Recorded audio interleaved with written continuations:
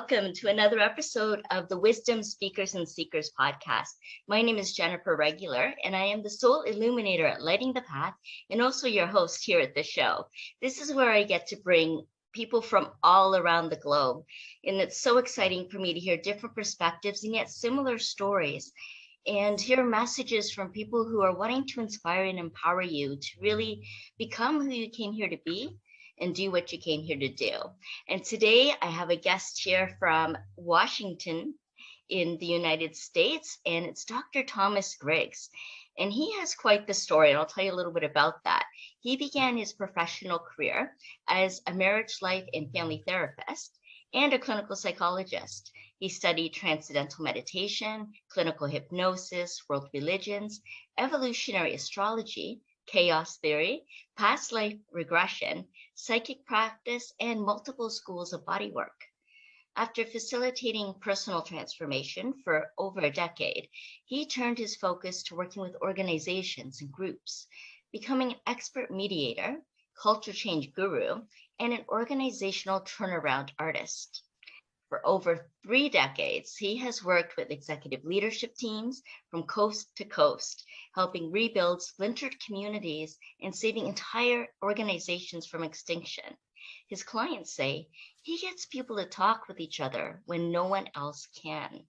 He is a highly praised author of Epic Leadership, an online course for socially conscious leaders of organizations that are working for the common good.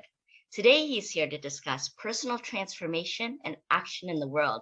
Please welcome Dr. Thomas Griggs. Hello, Dr. Thomas Griggs. It is so wonderful to have you here. Thank you for joining us. Thank you for having me, Jennifer. I'm delighted to finally have this work out.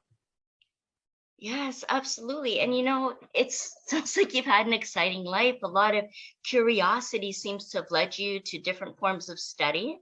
But you started out, as you said, with this clinical practice, a private practice, and then changed more into working with organizations and groups. Do you remember the moment that became a defining time for you to make that change? What precipitated that? Well, I'd have to say it wasn't a moment. It was an inexorable accumulation of events and insights that it was my destiny to shift. Yes. And if you look in my birth chart, astrologically, you would see that this was there from the beginning. The way I experienced the shift was I was successful in my private clinical practice, doing marriage and family therapy and leading groups, group transformation, intensive workshops that lasted for like 3 straight days, things like that. Wow. And it was working, but I was saying the same thing over and over. I was using the same theory, the same practice, the same model. And I got kind of bored. I got tired of it, and I wanted to explore new areas. And the other major thing was that I was sitting in an office in a room, and my clients were coming to me, and I wanted to go out into the world to find a bigger audience. So in my mind, that was organizations. And one day, some friends of mine called up and said, listen, we're working down in Silicon Valley at Atari, and we're providing services to the company. And Atari was at the peak of its glory back then because of its video games.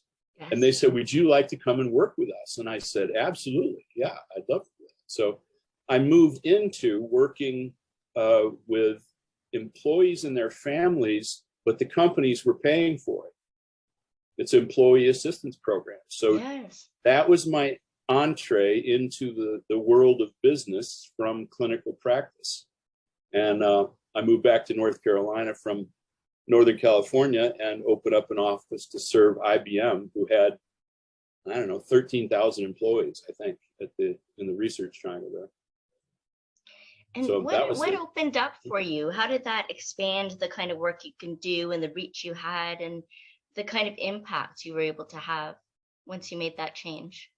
Well, in the process of seeing my staff and I was running a business. So I was a business person now with, actually Aetna bought us out, and I ended up working for Aetna Healthcare in the process.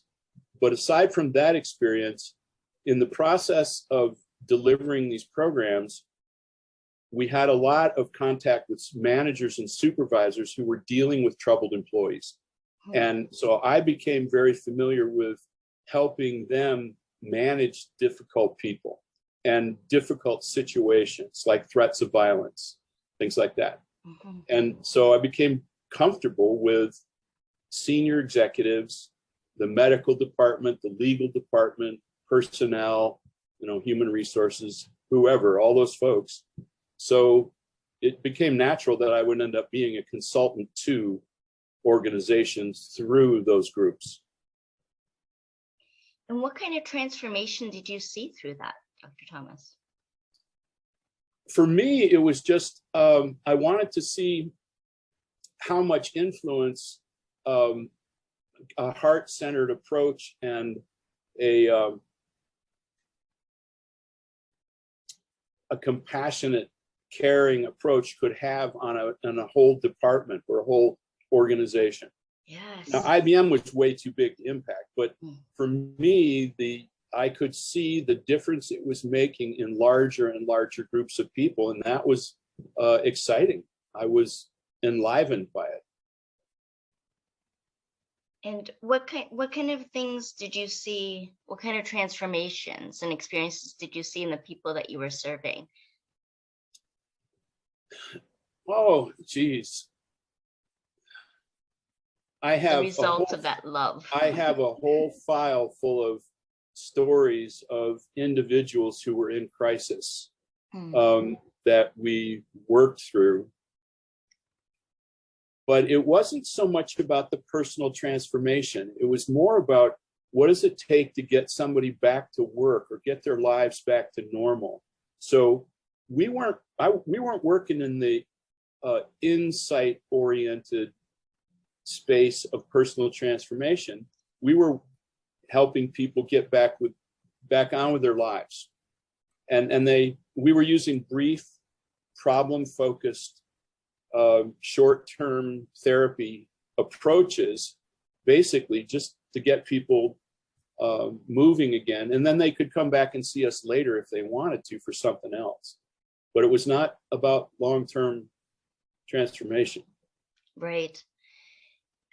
So what was it then that you were able to get people to talk where no one else could? You mentioned that was something that your client had said. Well, that actually came later, because after we did the employee assistance work that I was just referring to, where we're working with the families, employees, then I started my own company doing leadership development. And partly because of the background in doing the conflict management in the workplace, I found out that I was able to devise strategies to help groups through their crises. Sometimes those strategies were working with an individual person to have them take a step and be willing to talk to someone else. Sometimes it was facilitating one-on-one conversations, just sit down, the three of us.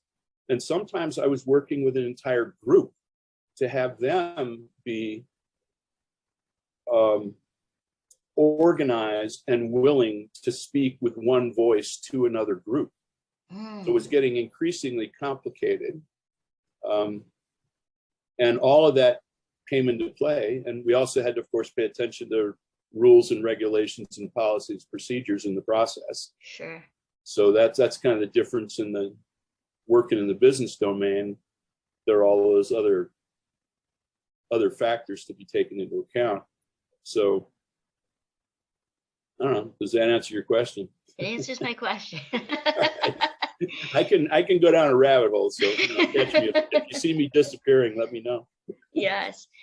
And then you were referred to also as a culture change guru. So is that where you started seeing some of the changes when you're creating the conditions for this loving space that people can communicate and open up and start to share in that one voice? Is that the kind of culture that you were trying to create in these organizations?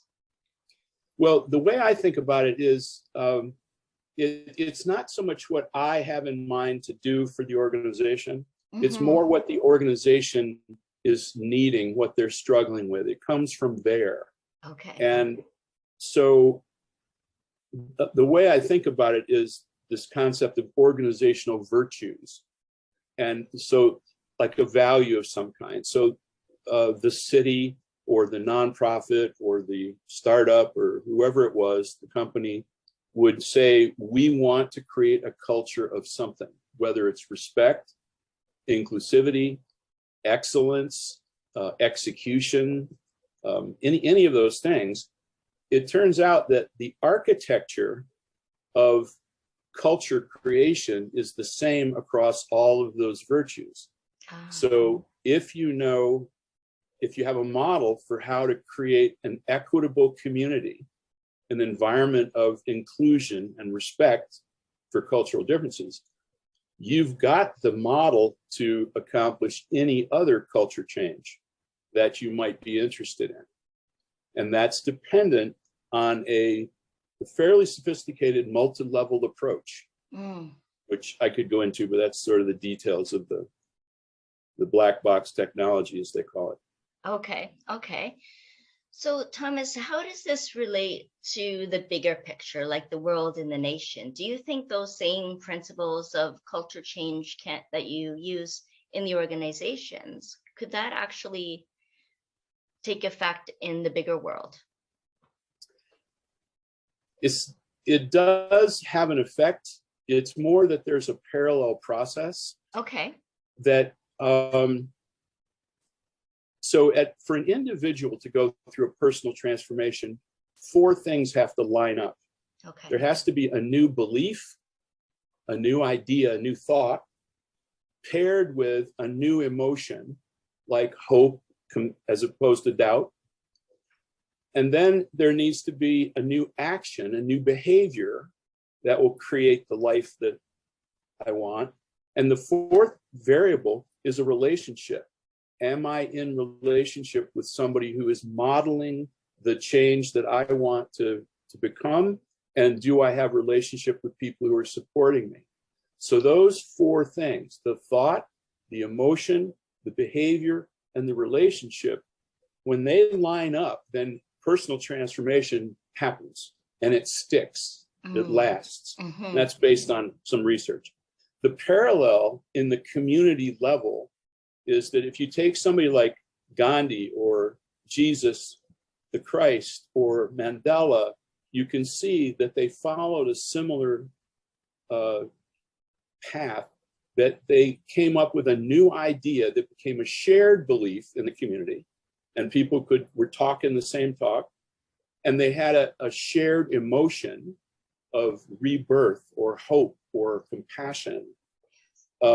And they had new behaviors. They were trained how to act in a new way. For example, nonviolent behavior, nonviolent protests, civil disobedience. Those were behavioral.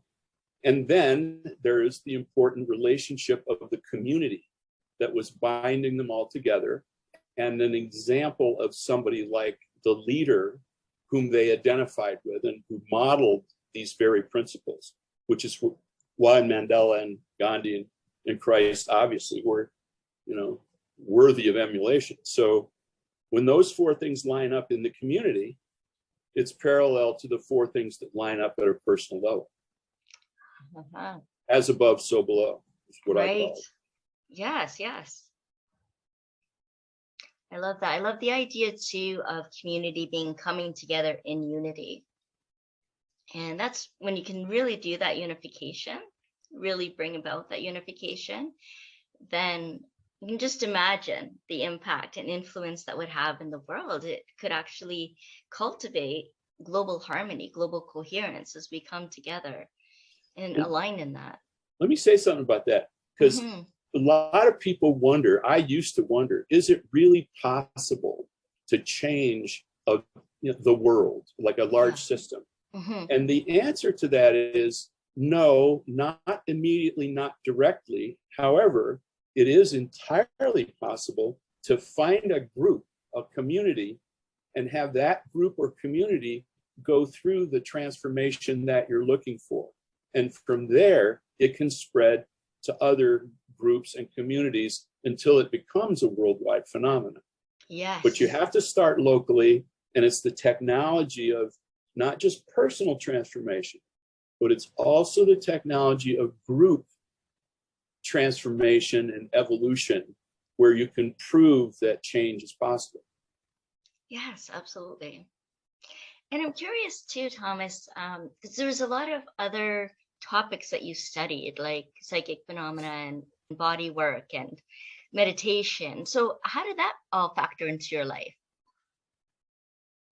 Well, in the first place, it sustained me. Yes.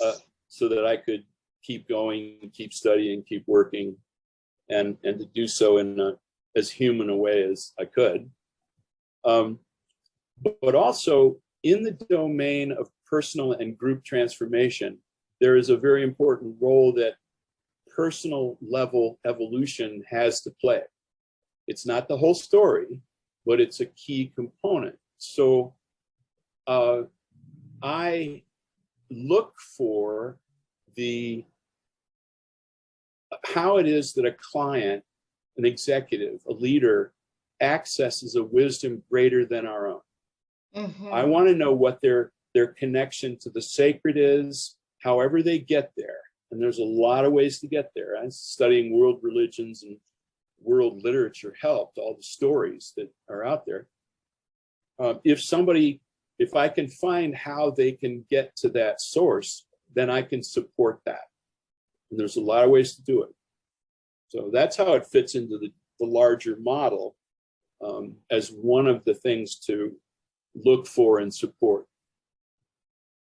Yes. And you mentioned too that it was your birth chart that kind of helped you determine your destiny once you became aware of that. And you studied evolutionary astrology as well. Can you tell us a little bit about that, how it ties in? Yeah, sure. It's the study of what was held in common by the world religions, study of chaos theory, complexity theory, the study of evolutionary astrology. They all were saying the same thing. They were all pointing to an understanding of the universe and how it works. We are all one, for example. We are all interconnected, intelligently so, without exception. All of those principles, those ideas then form the basis of the perspective of my business, which is why my company was called New Science Consulting Group, because a woman named Meg Wheatley wrote a book called Leadership and the New Science back in 91 or something like that. And it was about how you apply quantum theory or chaos theory to leadership and management and organizational change. So there's the fit, is there's actually a template for how things work, in addition to the personal sustainability factor. And that can actually make things a whole lot easier, isn't it? Because it's already set out. There's a blueprint for how to live our lives. Yeah, if we're interested in finding out what it is, and if we're interested in cooperating with it, then things can get much easier. Yeah, absolutely. And so we've been talking about your business, a little bit about your life, and you also have a book, How to Save the World and Still Be Home in Time for Dinner, which I love that title. So tell us about the inspiration you had for that and what that means, what you're writing in that book. Sure. It's I used to feel badly because I believed in more causes than I had time to contribute to. I wanted to be able to be involved in work for racial justice and eliminating classism and alleviating poverty and stopping human sex trafficking. I wanted to do everything, but I couldn't. So I took a step back and I thought, and actually I even knew this in my first master's program when they interviewed me and asked me, why do you want to be in this program? What I said was, I want to help the organizations that are doing good things, that are working for the public good. Because I can't do it, but I can help them do it. Yes. That's where it came from. So how to save the world and be home in time for dinner is how you can make a big difference and be sustained yourself in the process. No more mission martyrs. That's what the deal was, you know. Don't sacrifice yourself to make a difference in the world. Take care of yourself and your team and your organization while you're making the difference. Because a lot of people in the nonprofit space sacrifice themselves for their causes. So that's where the title came from. Oh, I love that. I love that. Amazing. What other wisdom or final words do you have for the audience today? Well, I'd say probably two things. One,